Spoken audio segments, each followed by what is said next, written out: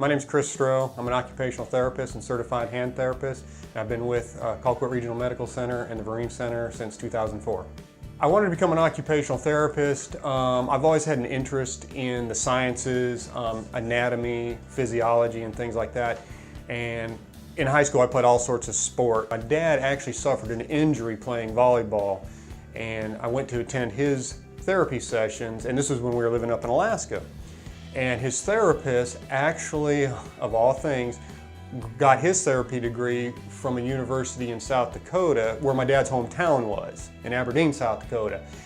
And so I started talking to him and going to the sessions and observing that more, and I'm like, you know what? This is kind of starting to combine things I like. The whole anatomy, and some biology behind it, mixing it in with, kind of the sports thing, because my dad got hurt playing volleyball. And then basically from then, that was the time I was a sophomore in high school. I'm like, I think I know where I'm heading with things. So actually everything was set up for me, to become a therapist down the line. If I hadn't become a therapist, who knows where things would have went. As an occupational therapist, my day-to-day outlook or caseload looks like a lot of upper extremity injuries. I'm a certified hand therapist, so I do a lot of orthopedic, a lot of hand therapy, wrist and shoulder therapy. And it can vary. I mean, we do some general things. We'll get CVAs, or I should say stroke patients in, but a majority of it is just working with carpal tunnel injuries, wrist fractures, elbow injuries, and I do a lot of shoulders, post-rotator cuff injuries, and rehab from there. As a therapist, what keeps me driven is just trying to make an impact on people's lives. I mean, it's a real easy thing for us to do. We have the ability to do it. So when we come in, I look at my caseload for the day.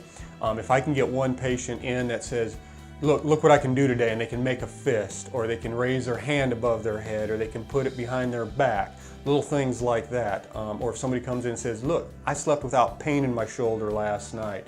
Those are the things, that's what we strive for, that's what we want to do. And just making those, even though they seem like little things, they add up to big things on a day-to-day function or how they impact a patient's life.